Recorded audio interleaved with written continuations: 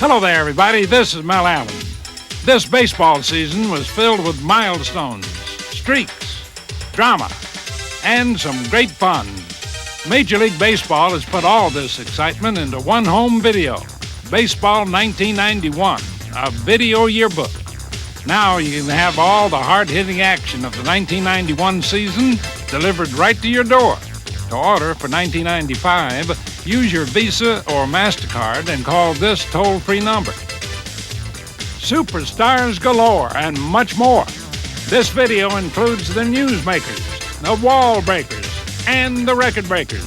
Hey, if you love baseball, you'll love Baseball 1991, a video yearbook. To order your copy for $19.95 plus $4 shipping, call 1-800-524-1122. Use your credit card or send check or money order to this address. Call now, 1-800-524-1122. That's 1-800-524-1122.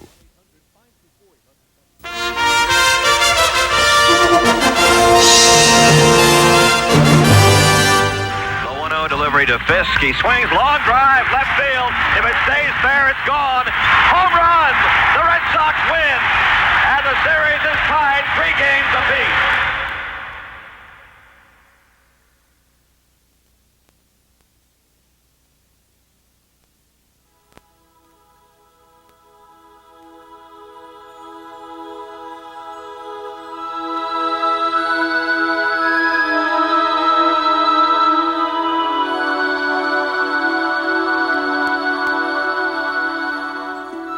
Tell me not in mournful numbers, life is but an empty dream. For the soul is dead that slumbers, and things are not what they seem. Lives of great men all remind us we can make our lives sublime, and departing leave behind us footprints on the sands of time. Still achieving, still pursuing, learn to labor and to wait. Know how sublime a thing it is to suffer and be strong, for time will teach thee soon the truth. There are no birds in last year's nest.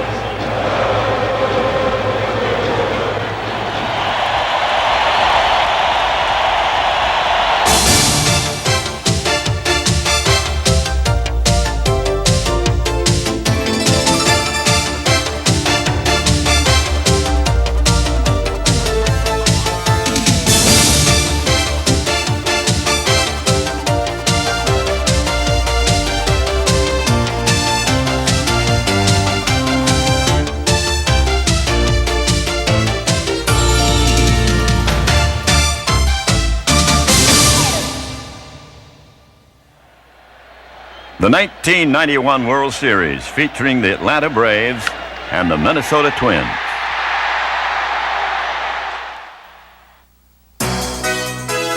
Imagine 2 last-place teams from 1990 in the World Series 1 year later. It had never before happened to one team, much less 2. But as baseball looked out on the 1991 World Series, there they were, the teams of Bobby Cox and Tom Kelly. Not 1, but 2 Cinderella stories. There was Lonnie Smith, the veteran, incredibly playing in his 4th World Series with his 4th different team. In contrast, Chuck Knobloch, the Twins' rookie second baseman. Here he was, caught up in the biggest show in baseball in this, his first full season, playing before his brothers and sisters, his mom and his dad. Before Game 1, in a truly fitting gesture, the first pitch was thrown out by Steve Palermo, the courageous American League umpire who was shot and disabled in July while coming to the aid of a robbery victim. The affection for Palermo from both players and his brethren, at once genuine and touching.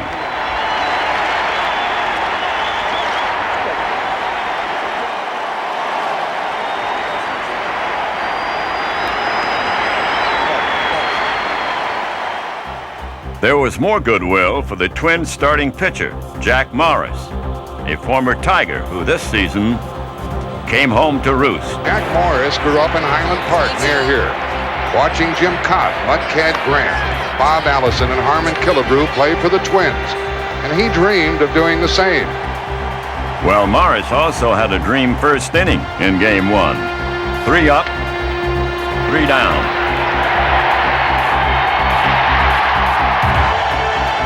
Opposing Morris in this first game was the crafty 12-year veteran Charlie Leibrandt, the only Brave starter with World Series experience. And one of his first tasks, quite appropriately, would be to face a man in the midst of his postseason baptism.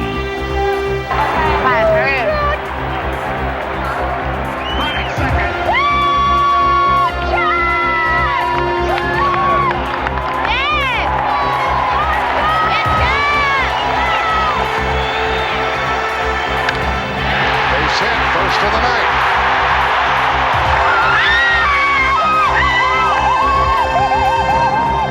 But Chuck's sisters weren't just satisfied with a single.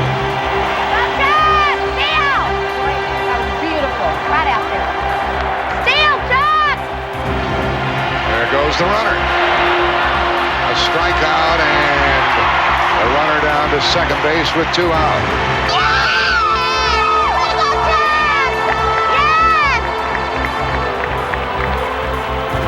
Knobloch was left stranded at second as both Leibrandt and Morris looked strong the first 2 innings. But in the third, with 2 men out, Dan Gladden, the Twins' left fielder, walked and stole second. And Knobloch got another chance to do his family proud. Dad says he's toughest when he's got 2 strikes on him. Leibrandt ahead on the count. Knobloch gets a hit. They got to play at the plate. 1-0 Minnesota. And Knobloch is tagged out. It's something that a play that he likes to do, you know, especially with 2 outs. Now, 1 out, I might not have done it, but with 2 outs, you know, if I can get in scoring position right away or make them cut the ball like he did, then that assures us of a run. So, from the Twins' standpoint and from my standpoint, and especially from TK's, that was a good play. He was hoping that I was going to do that. Thanks to Knobloch, the Twins had that all-important first run and threatened to make some more noise in the 5th. Following a double by Kent Herbeck, Scott Leyes lined a single to put runners on the corners with nobody out. In this precarious situation, the Braves' only solace was in knowing that the batter was a light-hitting Greg Gagne. Certainly not a home run threat, and certainly not thinking that way. We'll try to, you know, be a hero or anything. Just try to hit the ball in between first and second. And wasn't really thinking, you know, I want the fastball and just the break and stuff, but I just reacted to the pitch that was in, and I ended up hitting out of the park.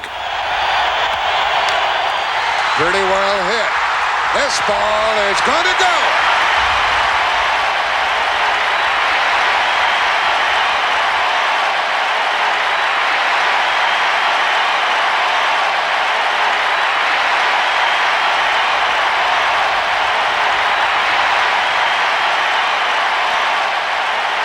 The Twins now led 4-0, but the inning wasn't over.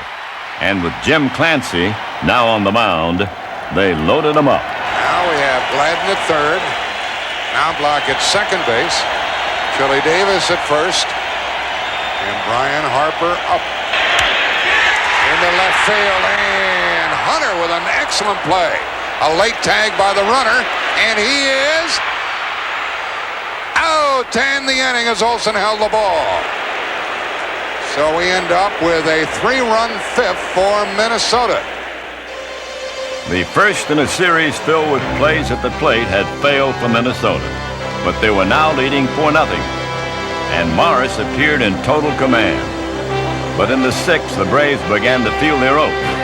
First, a Jeff Treadway single, then A shot up the middle by Dave Justice. And with runners now on second and first, the Braves had a legitimate threat with Ron Gant at the plate. And that ball is a base hit and past Gladden, and Atlanta gets a run.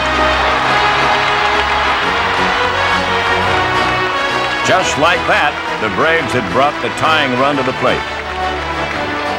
That's Sid Bream. He's played for Pittsburgh. Come on, strike him out. Yes. 0 for 2, twice flying to left. We could make it a one-run game or tie it.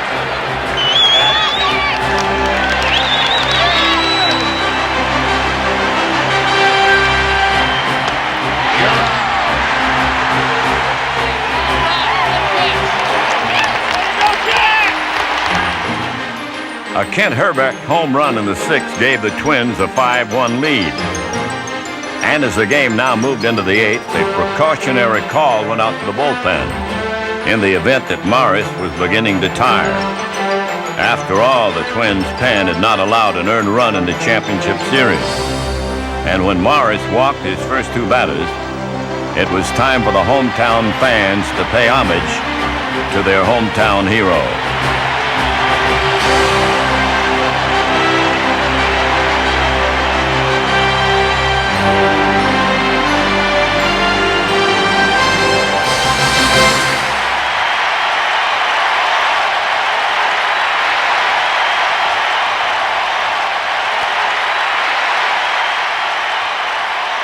But with two men on and nobody out, the Braves still held the cards. They trailed by 4, but had the dangerous Terry Pendleton at the plate. It was a most crucial situation for Mark Guthrie, and it was time for our old friend Knobloch to re-enter the picture. Braves trailing 5-1, and a hard hit ball to Knobloch. They get 1, 2.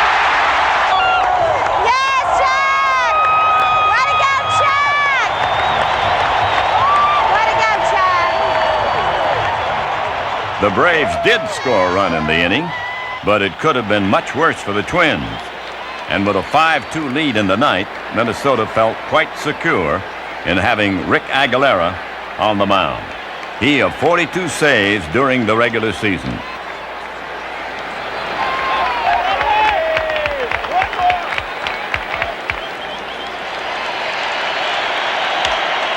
That ball into left for Gladden.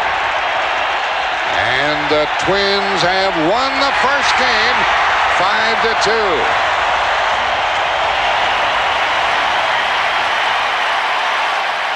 The Twins had gained the edge, thanks in part to a rookie who rose to the occasion in his first World Series game.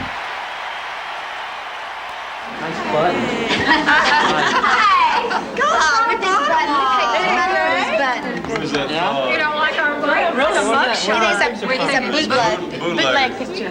Where's that picture from? You don't remember taking it? Congratulations, On what? Good game. Tomorrow's a new day. I'll see you guys later. All right, way to go! A new cast of characters took center stage for Game 2. 16-game winner Kevin Tapani would start for the Twins. And Tom Glavine, one of the two 20-game winners in the National League, was set to go for the Braves. After Atlanta failed in the top of the first, the Twins were recipients of some injustice in the outfield.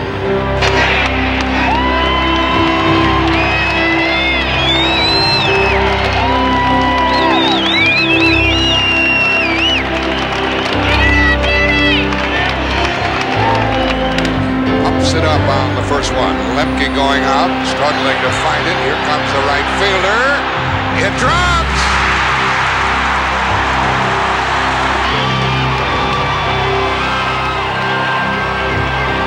We talked about the roof before this series began, but I do not believe either player had a problem with the roof. I think this is just plain miscommunication. That is David Justice's ball all the way. Braves manager Bobby Cox then saw his pitcher dig an even deeper hole with Knobloch at the plate. 2 on and nobody out. An error and a walk.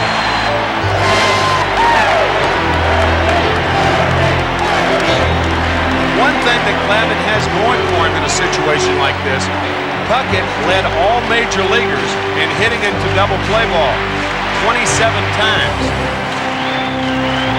That's a lot. And Glavine throws a lot of sinkers and a lot of ground balls. He hopes it's at somebody. Runners are going. And a ground ball to Pendleton. Steps on third, bounces it to first, 2 out. We thought we were out of the inning. I said, golly, we picked him up real good here. Terry made a great play on a hit and run off of Puckett's bat, but we forgot about Chili Davis. After a decade in the major leagues, this was the first World Series for Davis. And as he soon discovered, good things come to those who wait.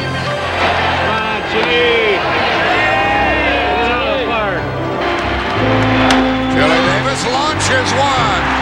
2-0, Minnesota.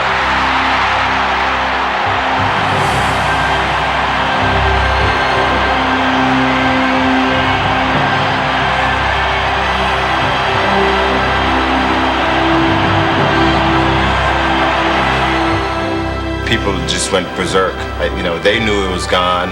I knew I hit the ball well. I think Glavine knew I hit it well. And when I got to first base and Brian Hunter ran into the fence in left field and the ball went over the fence, it was so loud in there. I never experienced anything like that. And the curtain call was something I'd never experienced before. It was exceptional. I felt chills going through me. It was a beautiful feeling, something you look forward to, you expect in a World Series game. But Tapani gave up a run in the second on a sacrifice fly, and a lonesome battle cry began.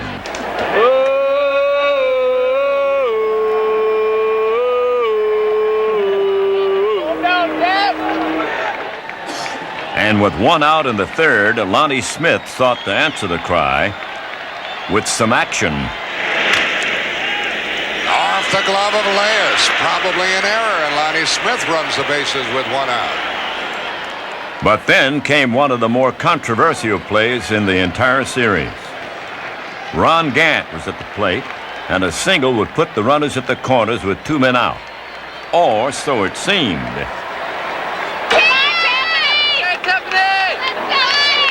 Smith is going. And a hit to left by Gant. And Lonnie's trying. They're going to get him perhaps. He's safe. And now Gant gets back to first, and he's out. I don't know, Jack. It looked like Herbeck pulled him off the bag. I think the Braves have a legitimate complaint right here. That was a close play. He was safe when he got back to the base, and he would have slid. He would have been safe and stayed on the base, and everything would have been fine. But the problem was he didn't slide. He came back in and to first base and ran into me and was falling over, and I kept the tag on him. His momentum carried him off the bag, and I ended up with his leg in my arm, like everybody's talking like I tried to pull him off the bag, but he was just coming off the bag anyway, so I just kind of more or less caught him coming off the bag. I got there in time to, to stay on the bag and to, I was going to be safe, and I was going to plant my left foot to, to make sure that I stayed on the bag, and by that time Herbeck grabbed my leg, and he kind of fell backwards and pulled me with him, so the umpire was right there, and he called me out. I couldn't really believe it, and I'm sure no one else could, but, he saw it as being out. You have to get on the bag and be under control, and in my judgment, he was not under control once he got onto the bag. Everybody watches the feet on the replays, but if you watch his upper body, he's falling over, and in my judgment, his momentum after he hit the bag carried him on off. The Braves did tie the game with a sacrifice fly in the fifth, and the anticipated pitchers' duel was on.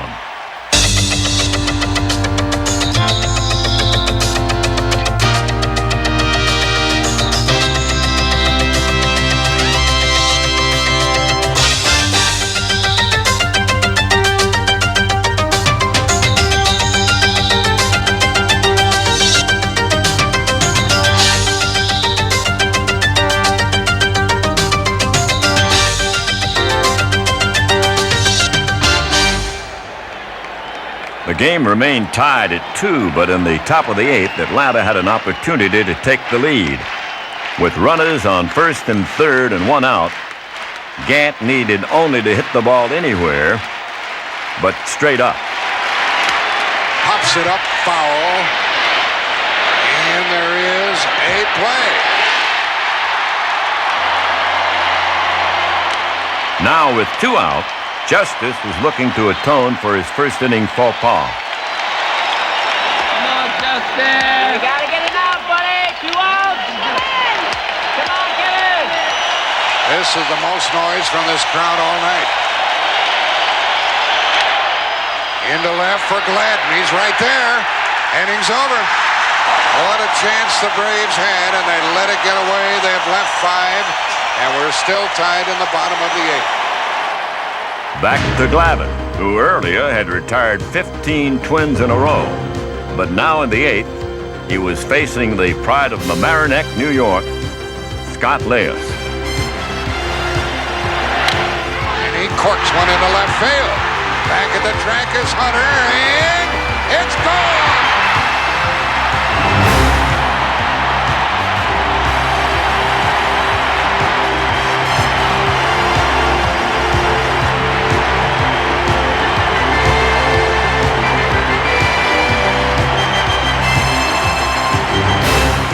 Trailing now 3-2 in the 9th, the Braves were headed for a 2-0 deficit. For with Aguilera on the mound, absolutely no one was whistling Dixie.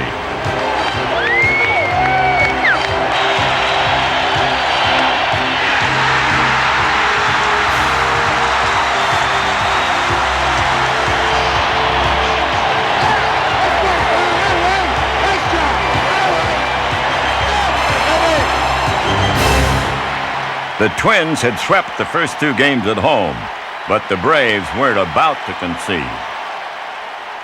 Well, if they're going to win it, they'll have to come back here and do it. Say that much. Fortunately, we're going home, and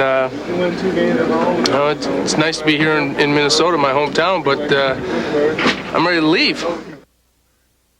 But not even the Braves were prepared for what greeted them in Atlanta, where the long wait for a World Series was over.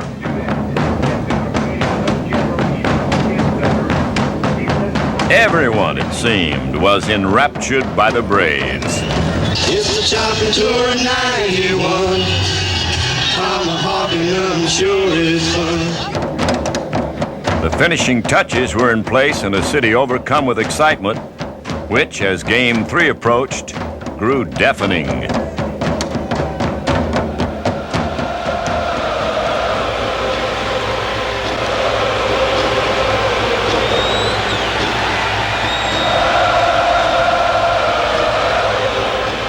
But not everyone was privy to Southern hospitality.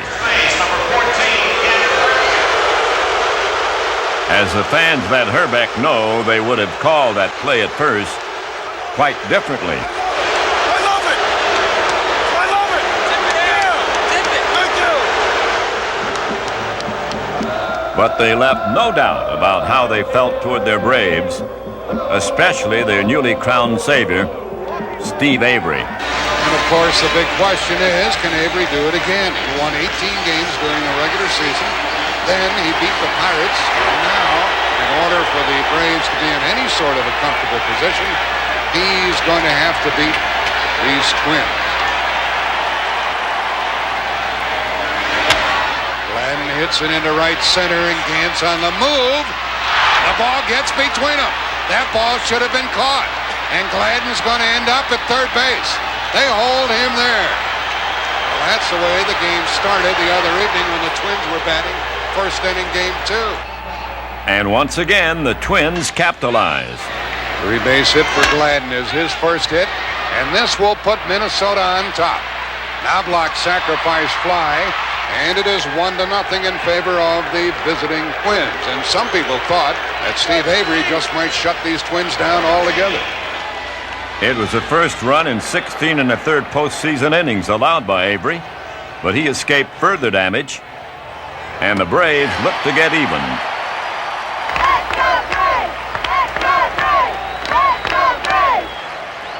In the second, Twins starter Scott Erickson found himself with 2 on and 2 out.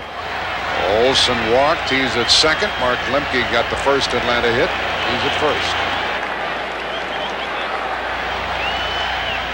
Breaking ball. Base hit.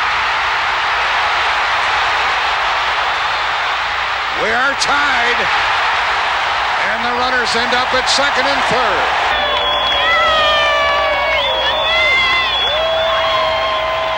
And so it remained tied at 1 apiece into the fourth, when Justice once again got the chance to redeem himself for his first inning miscue and showed that the bat was indeed mightier than the glove. Hit it good.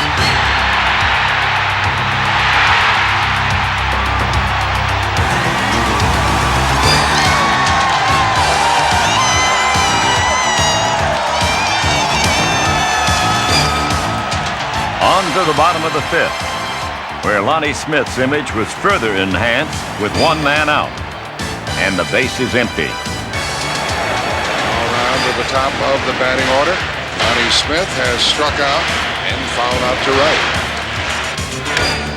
Lonnie Smith hits it well. There's another run for Atlanta.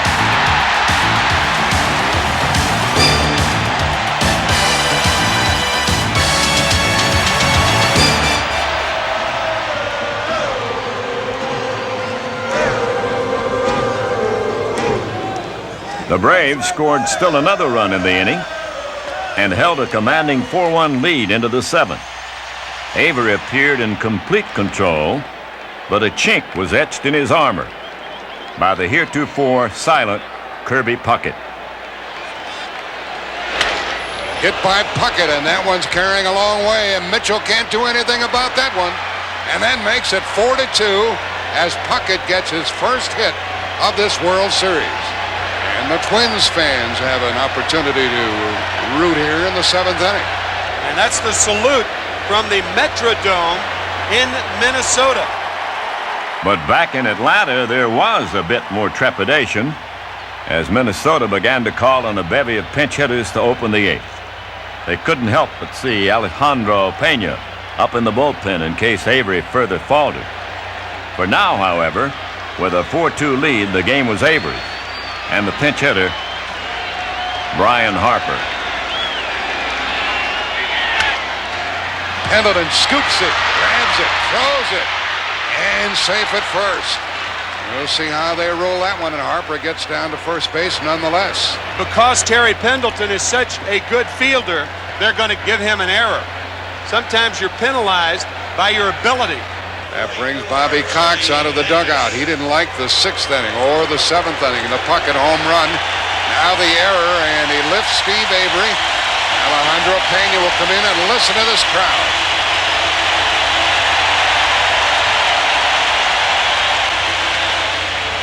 Your attention, please, for Minnesota. Batting was 11 for 11 in save opportunities during the season. 3 saves during the NLCS, plus a 2-0 record. And Chili Davis, when they faced each other in the National League, was 3 for 10 against Pena. Burn him, Jalapeno, burn him! Come on! Top of the eighth inning. Tying run at the plate. Into left field. Mitchell back. How far is this going? We are tied on a pinch home run by Chili Davis. An error and a home run and a 4-4 game. Jalapeno, you'll be burning us out! But the danger hadn't passed, for with just 1 out, the Twins put runners on the corner. But Olson staved off further damage with a scoop. Okay, Pena, smoking now, man. Let's go. Let's go, Pena. In the dirt, and Olson saved a run. Lucky Greg Olson's good. That was a great catch, wasn't it? Yeah. What'll it be? Will Puckett snap the tie? Can Pena get the strikeout or the double play? Got him! Big strikeout, 2 out.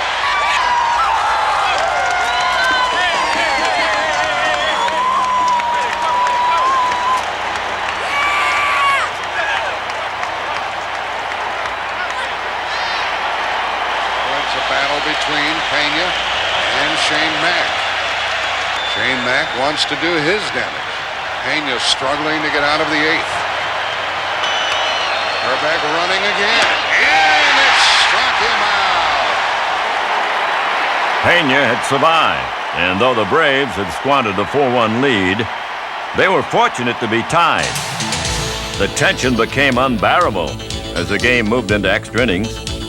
Then in the 12th, a spark by Gladden. How far are we going to go? Gladden hits it hard to right for his third hit of the evening.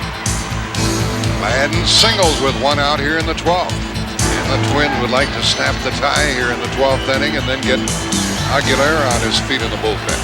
The batter Knobloch, he drove in a run with a fly ball in the first. And he has a hit, 1 for 4. Good hit and run combo up there. Double play ball. Whoa! Right through Lemke. And it's first and third with only one out for the Twins. Yeah, that's a double play ball that gets you out of the inning, and it looked like what Lemke did. He looked up before he had the ball. Clearly an error. Up next, Herbeck, followed by Puckett.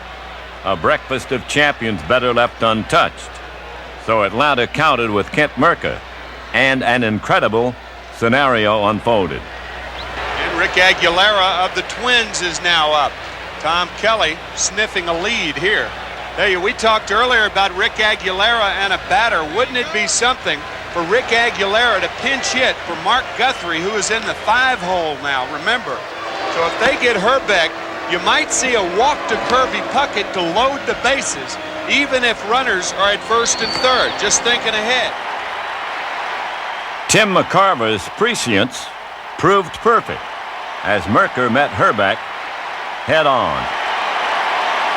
First and third, the runner going again. Strike 3 called, and Knobloch steals second.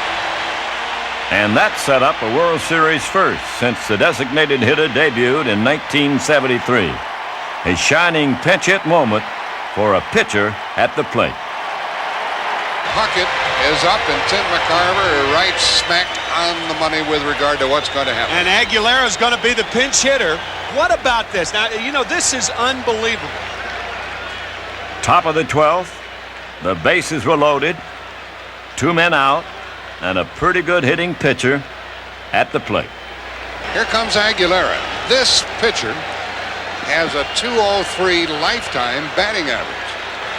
A single, an error, and a walk have loaded them up. Braves should have been out of the inning long ago. Aguilera hits it into center field for Gant. We're still tied. 3 left for the Twins, who have stranded 10 and will send Rick Aguilera to the hill. It was getting late. Every Twins player had been used except Morris and Tapani. Kelly was getting desperate. We were probably going to play one more inning with Aguilera on the mound, and then I wasn't going to kill him, and I wasn't going to do that at all. So I was going to just put Dan Gladden out there and let him wing it up there, and Aguilera would play the outfield, and we'd go from there. There began with 1 out in the bottom of the 12th when Justice lined a single into right. The home team fans began to stir.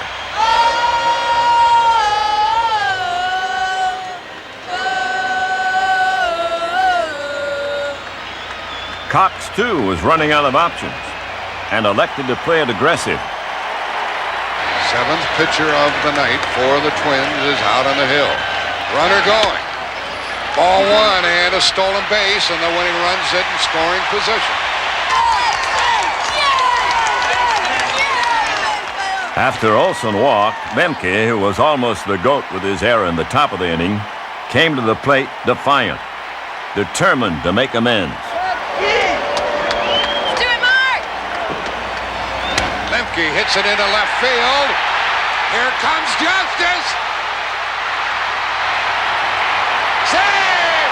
And Atlanta wins it.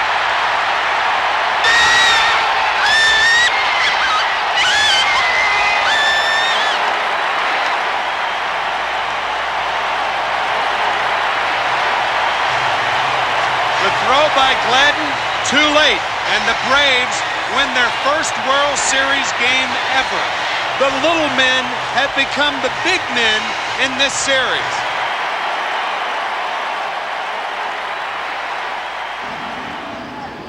And so the Braves had made their mark by winning their first World Series game. And a southern city so used to an early winter found itself in the throes of hysteria.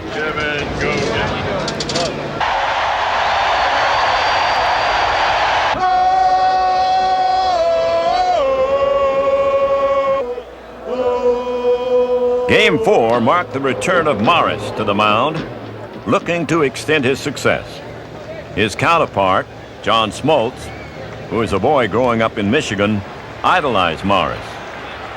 And for extra incentive, he had his dad on hand, watching his boy play ball. Johnny babe! Hey, thanks, eh? Keep me calm. All right, let's do it. Get that first one. But 'twas the Twins who got the first one in the second inning, as Brian Harper doubled, and with one out, Mike Pagliarulo proved once again that you don't have to hit them hard, just hit them where they ain't. Into short left, Belliard can't get it, and the run is going to be in time, and it's 1-0 Twins. A little blooper into left. What a bleeder. What a fungo hit. Just a little fungo hit. Oh well, that's a cheapie. All right, suck it up, John. Got a cheapie. That's all right, baby. When they score first, we win. Come on now. With Pagliarulo now on second, it was time to put idolatry on the back burner. This has got to be a thrill, man. Face your hero. Number 47, pitcher Jack Morris. Come on, Johnny, get Jack right away. Oh, man, this is great. This is great. Get that Detroit Tiger, babe. Come on. Get him. This is it, Johnny, baby. Come on now. Yeah! Way to go, baby! All right, let's get that run back. Come on, Braves. As the game moved into the third, the Atlanta fans grew restless. Come on, hit the ball. So, with 2 men out, Terry Pendleton responded. Pendleton hits it very well, and it carries out into right center. Tied.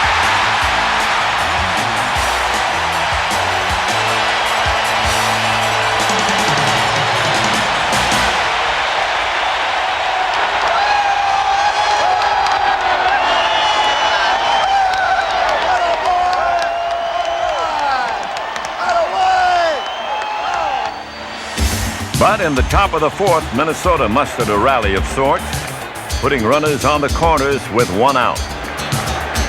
Runner at third is Shane Bank. Reached on a fielder's choice. Pagliarulo's 2 for 2. 1 out. The batter, Gagné. With the pitcher coming up next, squeeze situation right here. That was the first thing from my mind, and my game plan was just to try to strike him out because the pitcher was coming up next. Greg Gagné was having trouble with the slider hitting, so we went with the slider, and it happened to be low and away, and that was a real tough pitch to bunt. Squeeze play, and they missed it. They've got Matt, and he's out. The other runner down to second.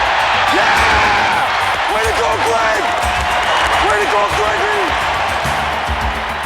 The unsuccessful suicide gave the Braves new life, but they were once again done in by a fundamental mistake in the fifth. With Lonnie Smith on second and nobody out. Pendleton drills one to deep center. Lonnie Smith is going to head for third. Nobody out. They're sending him home. A late throw by Knobloch and out! Harper held the ball. Pendleton ends up at third. That was a terrible base running play by Lonnie Smith. You don't tag up on a ball hit deep over the outfielder's head. You go a third of the way. Well, my first instinct was to go a third of the way to halfway, just in case the ball fell in. I took a look at the ball as well as Kirby Puckett, the center fielder, and it appeared that he was going to catch the ball. It looked like Puck was going to catch the ball, and I'm sure that's what Lonnie Smith thought, that he was going to catch the ball, so he went back to tag up, which is a good base running play to get to third base with 1 out, but all of a sudden the ball just kind of took off and went over Puck's head. And once I saw that he didn't catch it, I tried to turn on whatever speed I had left, and had hopes of scoring on the play. I knew it was going to be close. I was concentrating, trying to get the ball. And as soon as I got the ball into my glove and also in my bare hand and to hold onto it real tight, I looked up and Lonnie Smith was right in my face. So I knew I had no shot at going under him, and there was no chance of going around him. So my only recourse was to try to go through him. He just nailed me. I mean, it was just a perfect hit. I don't particularly like to see that type of play, only when it's absolutely necessary. When the dust had settled, Pendleton was on third, but the Braves ran into Harper once again. Here comes the runner trying to score. He is out. Pendleton is tagged out on another great play by Brian Harper. What are we doing? That ball was not anywhere.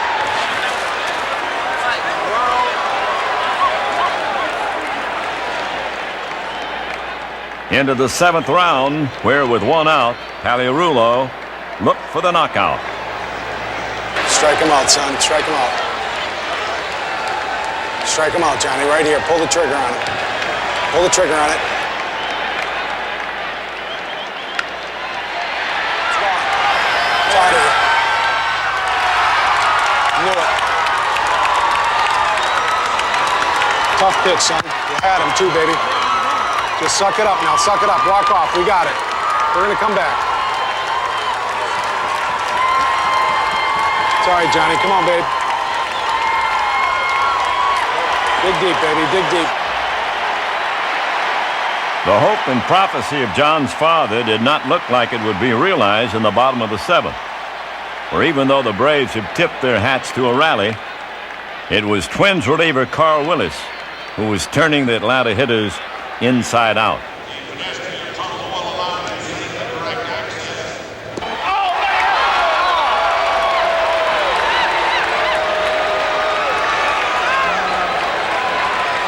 We can do it. 2 outs. We can do it. We can come back.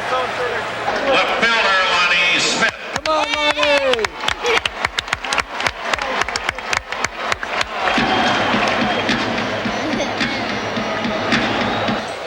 But with 2 out, Lonnie showed there was still some chop left in the wood. Here's Lonnie hitting one a ton to tie it.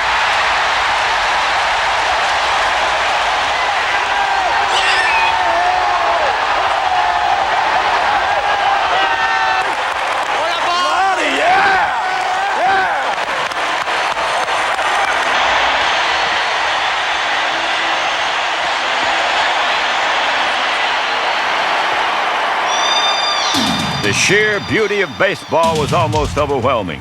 Game 4, the World Series. Game tied 2-2. A rally would cap the night off quite nicely for the Braves, but Guthrie had already retired Olsen. It was up to Lemke once again to provide the heroic. Stepping into the box, I was thinking about getting on base. First pitch he threw me, I swung at, and it was a good pitch to hit. One deep into left center field. That's being chased at the wall and up again. He's going to end up at third with 1 out. I said I'm gonna take a chance here and I'm gonna make them throw me out, you know. And those are the type of things you got to do. I think sometimes you got to let it go and play aggressive. And I felt in that situation, you know, I'll try to capitalize on something.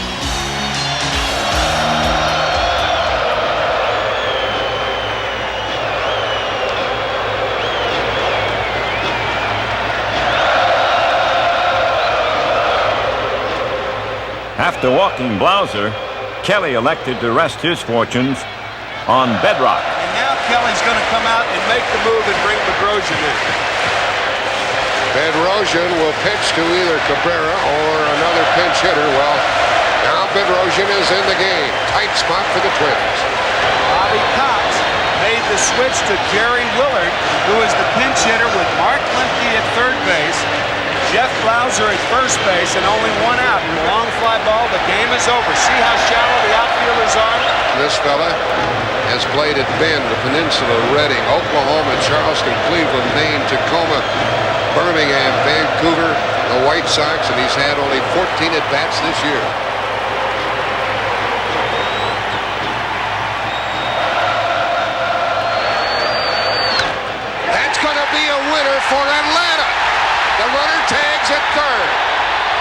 the throw from Mack. Here's Lemke. He is out. Save. They called him safe. And Atlanta wins. They were tied 2 games apiece. They said Harper did not tag it. Brian Harper can't believe it. You've got to make the tag with the ball. Right there. See, he's got the ball in his hand, and the glove, he never made contact with the runner with the glove. Another gut-wrenching game at Atlanta Fulton County Stadium, and another unlikely hero in Jerry Willard.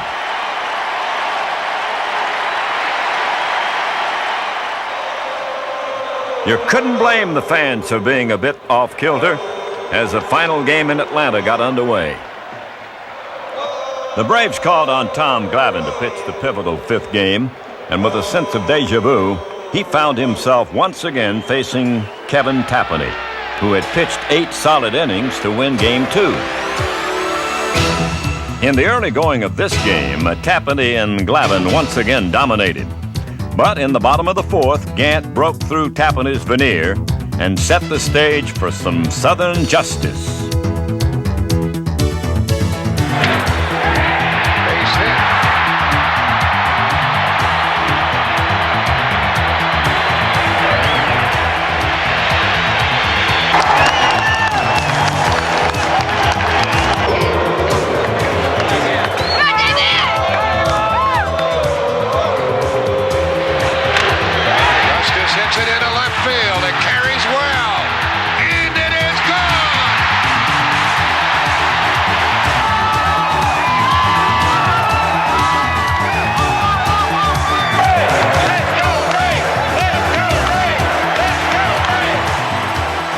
But the inning wasn't over, for with Olson on first, Lemke had another bout with Clout. Now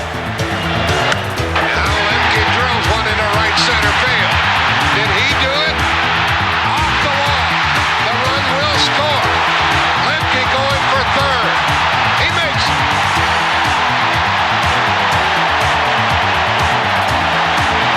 Who is this little man? What a perfect time he picked to get hot. Kelly's heroes were being done in by the Mighty Mites. There's a base hit in the left by Belliar. And that drives home Lemke. Double for Raphael, and it's 4-0 Atlanta.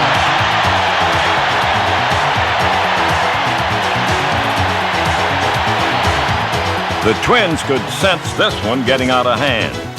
As the Braves scored another in the 5th, Kelly dug deeper into his bullpen in the 7th, calling on David West.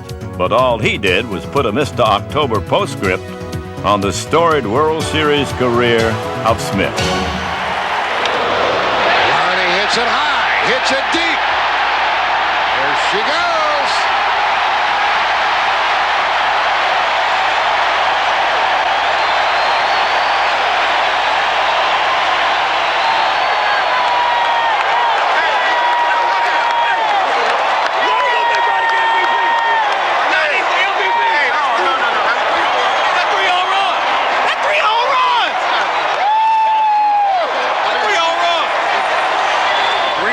Games. That's the first since Reggie Jackson did it back in 1977.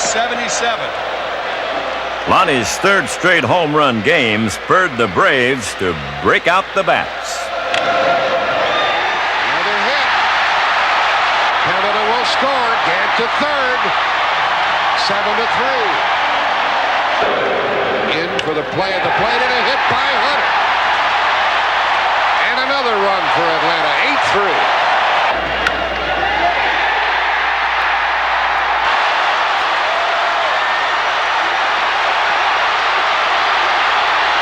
Another triple.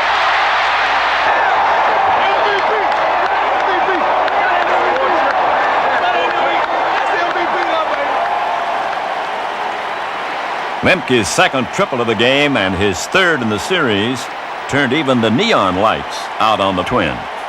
And as the only blowout of the series drew to a close, Atlanta got what it wanted, a sweep dream that came true.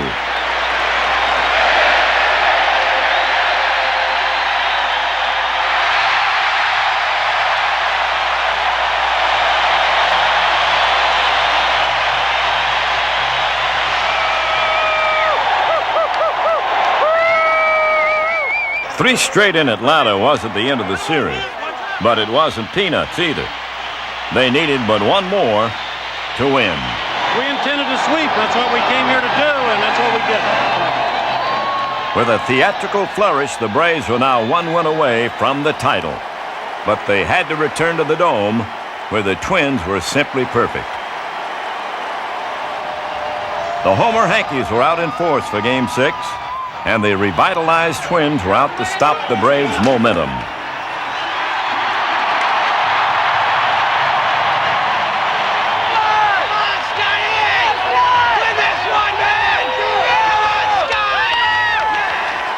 But which Erickson would show up? The 20-game winner during the regular season, or the somewhat shaky postseason pitcher? And what about Avery? Would he start another scoreless streak, or was he ready to wilt from the pressure in the inning? Well, in the bottom of the first, Knobloch offered up an indication. Base hit for Knobloch. Knobloch now 7 for 18 in the World Series. The batter is Kirby Puckett. He's been cold. 3 out of 18. That's fair. He's going to score. Puckett for third.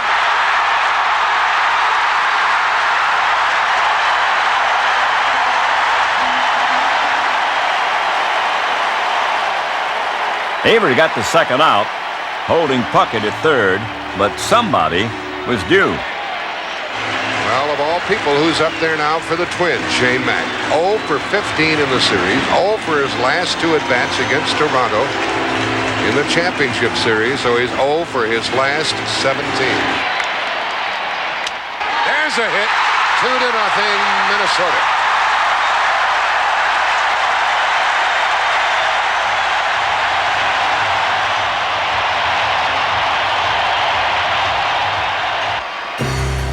The Twins carried that 2-0 lead into the third, where with 1 man on, their defense painted one of those memorable World Series pictures that stand the test of time.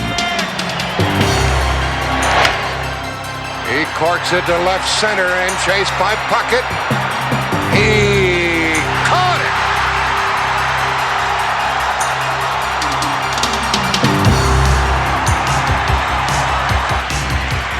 Brilliant play by Kirby Puckett. Watch him time the jump.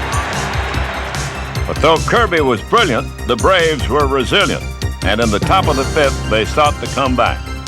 Rafael Belliard opened with a single. And with Lonnie Smith at the plate, the Twins made a rare mistake. Double play ball, maybe. Yep. Only one, as Knobloch couldn't get the ball out of the glove. A smattering of Braves fans then urged Pendleton to make the Twins pay.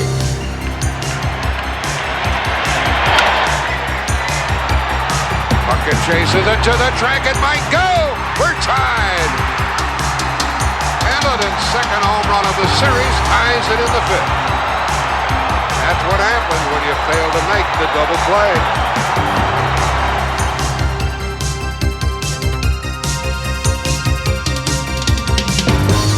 The scale for Pendleton was measured in feet, but the scale for Justice in inches. Here's a smash by Justice. Are the Braves going to take the lead? Foul.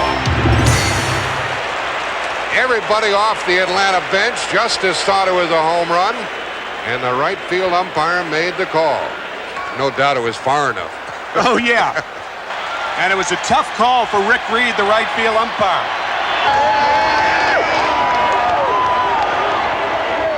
The Twins eventually reclaimed the lead on Puckett's sacrifice fly, but this wasn't one of the all-time great World Series for nothing. And in the 7th, the Braves got to Erickson. Lemke began the inning with his 9th hit of the series, and the decibels in the Dome decreased. Kelly went to the bullpen, but Erickson had answered any questions with 6 gutsy innings.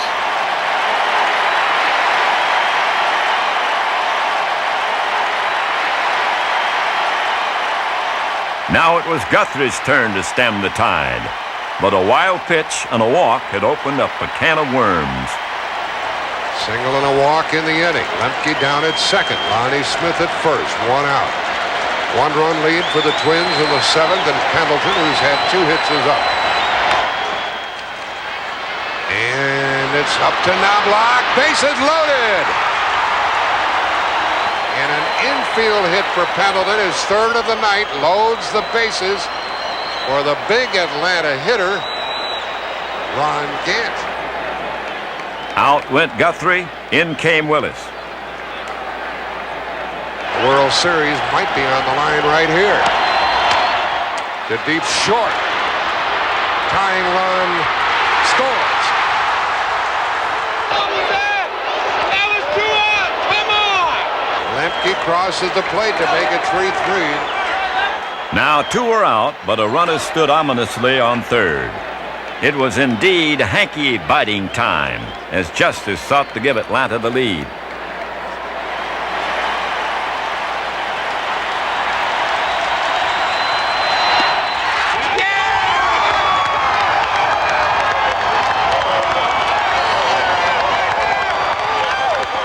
It was both a beautiful dream and a tension-filled nightmare, all wrapped up in one.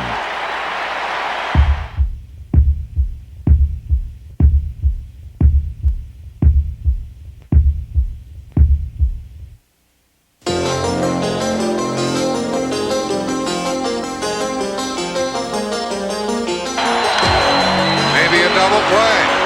Got one. Got them both. After 7, we're tied 3-3. Well, it doesn't get any tighter than this. 3-3 into the bottom of the 8th inning. Hunter sends us into the 9th inning, still tied 3 apiece.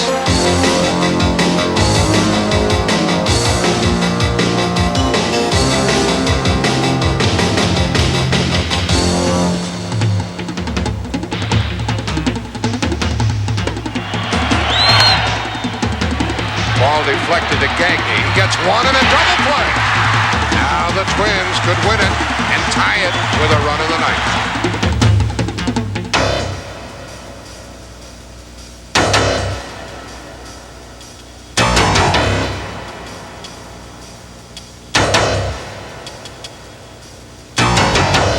Harper to short to Blauser.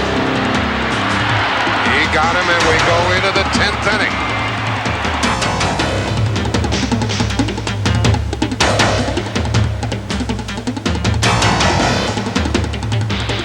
Runner going. And a line drive, double play. Unassisted.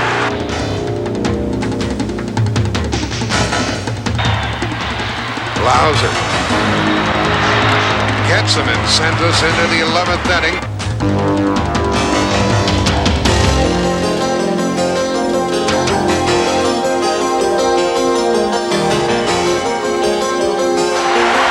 And again, Minnesota can win Game 6 with a little old run. Here's the new pitcher for Atlanta, Charlie Leibrandt. This is his 2nd year with the Braves, and this is his 1st relief appearance. One of the big guys for the Twins leads it off in the 11th. Kirby Puckett, he's had a single, a triple, stolen base, run batted in, run scored. He'll be followed by Davis and then Mack. Into deep left center for Mitchell, and we'll see you tomorrow night.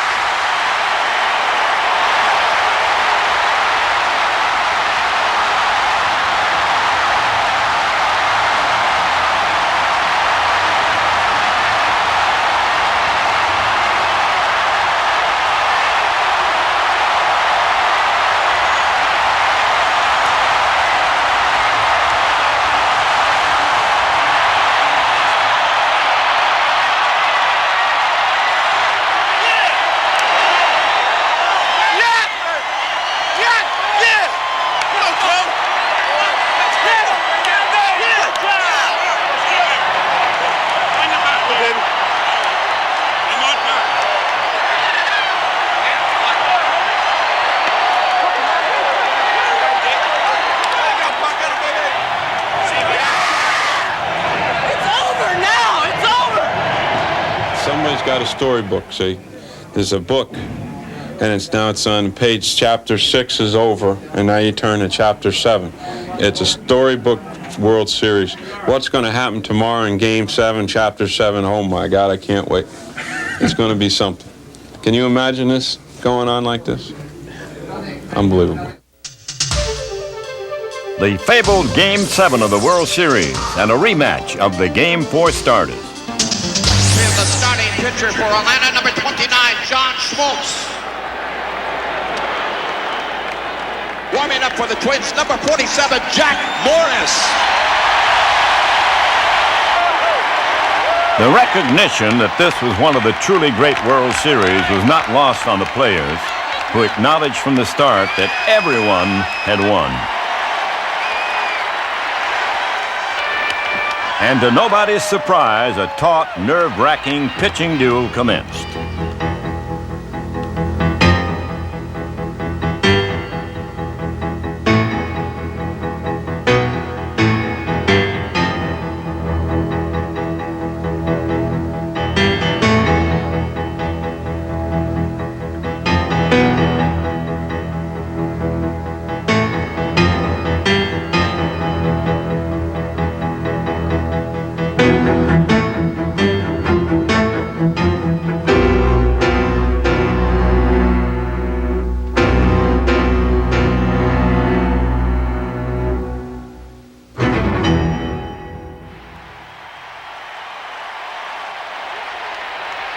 The scoreboard remained barren as the game moved into the 5th. But against Morris, the Braves fired the first shot, starting with the hero of Games 3 and 4, Mark Lemke.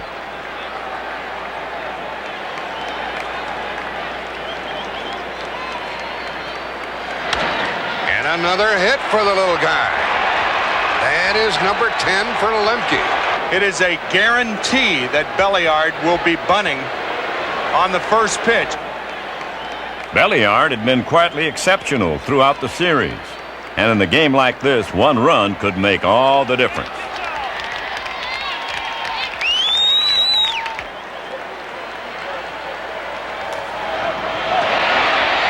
will be to first, and Herbeck takes the throw. Now the Braves want something from their leadoff hitter with Lemke at second and one out. Lonnie Smith is flying to right, and he's walked. He bunts. And the play by Pagliarulo, safe. First and third, one out.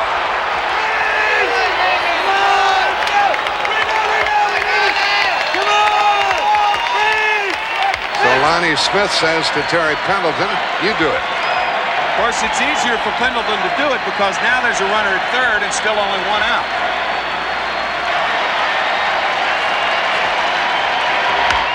Popped him up for the second out. Shortstop wants it. And has it 2 out. So Pendleton leaves them. I said it the last time he batted. If the Braves are going to win, Ron's going to have to do something. Braves have left 4.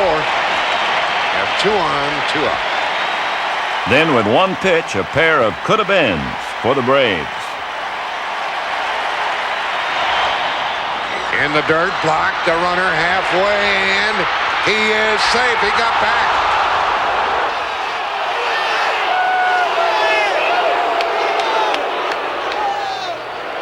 One more look at Mike Pagliarulo, the third baseman. Lemke halfway, and he tries to get back. Look at the right knee of Pagliarulo. He drops down, but Lemke is clearly back in there. Good call. First and third, 2 out, 3 and 2. Lonnie Smith will go. Runner going. Strike. Well, I made a good pitch on him in a critical situation with a guy at the plate that I respect a tremendous amount. I threw a pretty good fastball and got him froze. And it was just, you know, sometimes you just have to show your emotions, let them go, and I did that at that point. On to the bottom of the 6th, where this time it was the Twins' turn. Puckett drew a walk, and after Herbeck flied out to Gant, the spotlight was on Chile.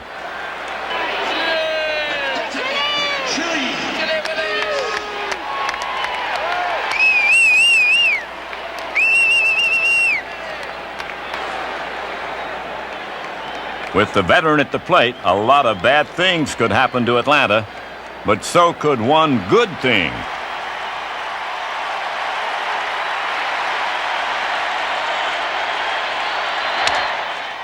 To Bream, throws to second, gets one, and gets the return. Folks, this game is going to be decided late. And so the stage was set for the incredible 8th inning of the 7th game, perhaps the most nail-biting complete inning in the history of the World Series.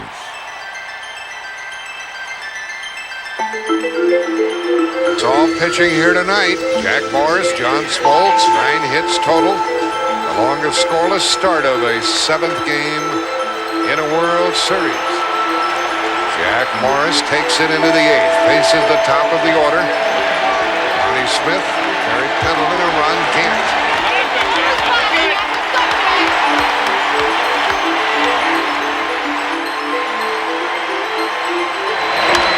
That's going to drop, I think it does. And that's the second hit of the night for Lonnie.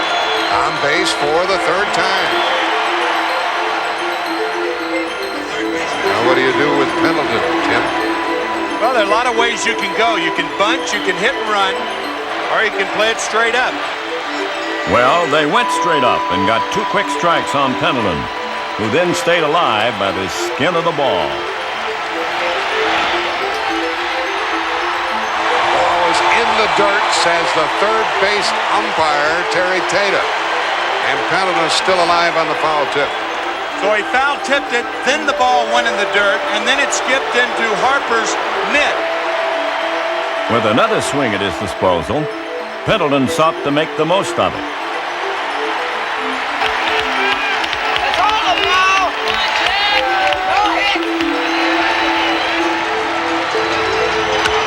Pendleton into left center field. That ball is down, and a bad, well, it's off the wall. Lonnie Smith is held up at third, and he didn't do very good base running. Well, that's what we were told, but it's possible that Smith simply lost the ball. It was a hit and run, or maybe he fell for the decoy by Knobloch and Gagne at second. The fact was, he didn't get thrown out at home. And with runners on second and third with nobody out, you had to think that somebody, anybody, would get him across the plate.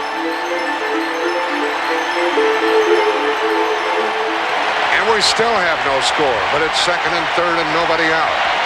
The infield comes in now as Ron Gant comes up.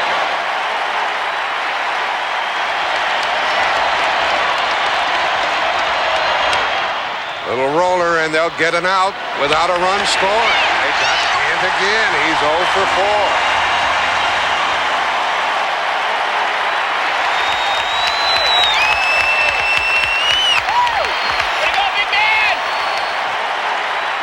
With 1 out now, Morris had to be wondering if Kelly was going to leave him in the game. At first, Brian Harper came to the mound, and I looked at Brian and said, "He can't be taking me out right now, can he?" He says, no, I don't think so. And when TK came out, he smiled, which he's done several times when he's taken me out. And I just stood there like, I'm going to kill you if you take me out. And all he did was come up to me and say, I think we should walk this guy. He says, what do you think? I said, you're the boss. Well, the boss called the shot and elected to put Justice on first and pitch to a man with but 3 hits in the series, Sid Bream.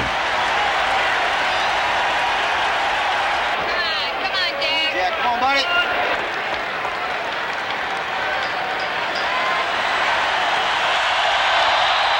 And the play is to Hall. Out there. Out there.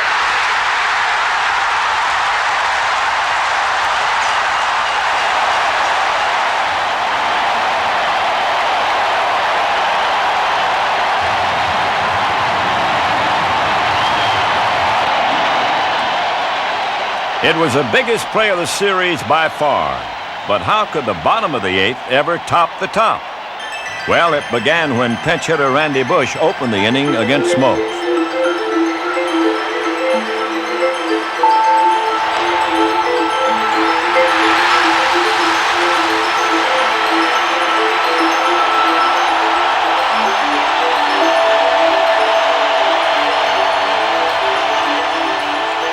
Bush had done his job, and now Al Newman came on to run.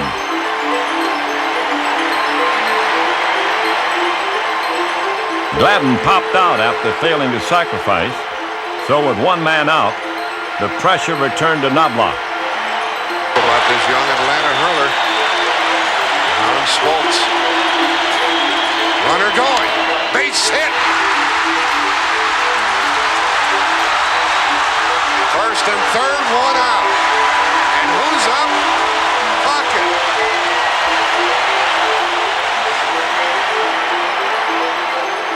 First and third with one out, and Stanton came in for Smoke, who had once again outdone himself. Well, wasn't this young man terrific?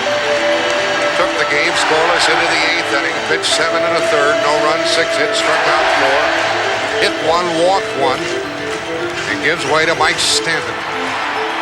The Braves wanted nothing to do with Puckett. You talk about brassy for Bobby Cox.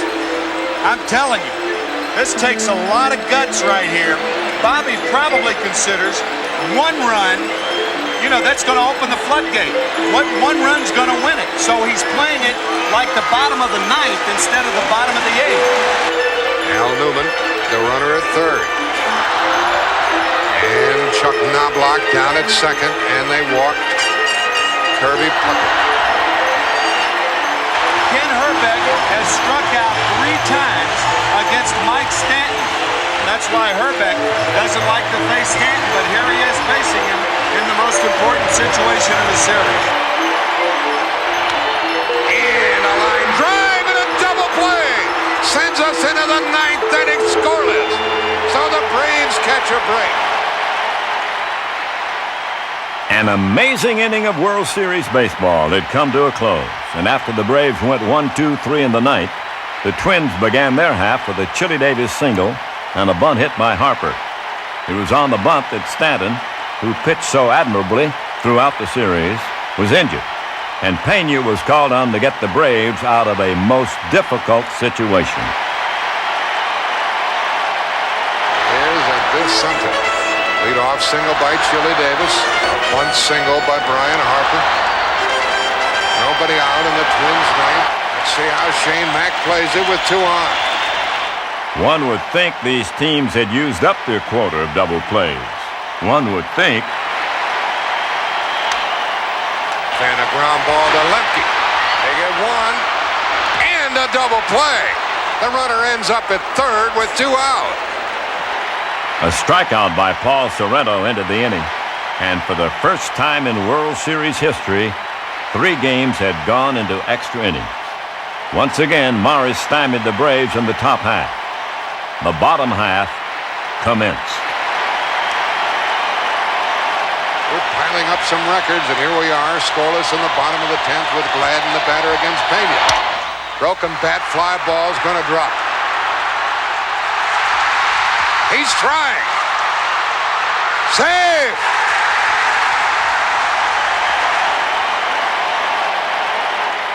A broken bat looper and a decision by Gladden right out of the box had put him on second. Now the strategy was to get him to third. What followed was perhaps the most underrated play of the series, performed to perfection by Knobloch, the rookie.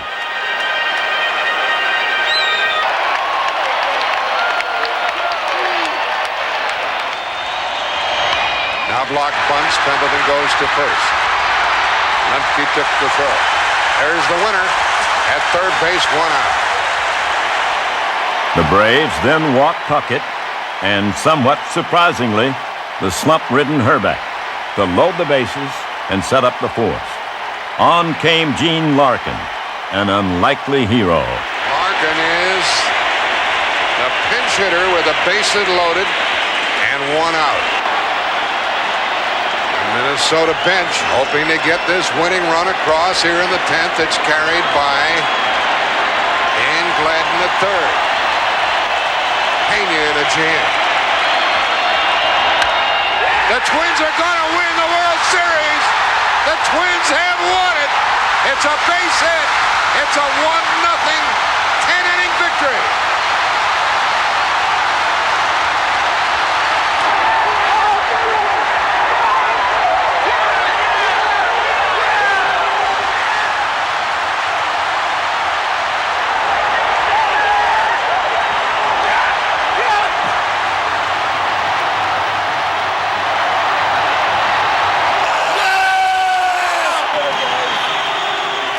For Morris, the Most Valuable Player award, and richly deserved.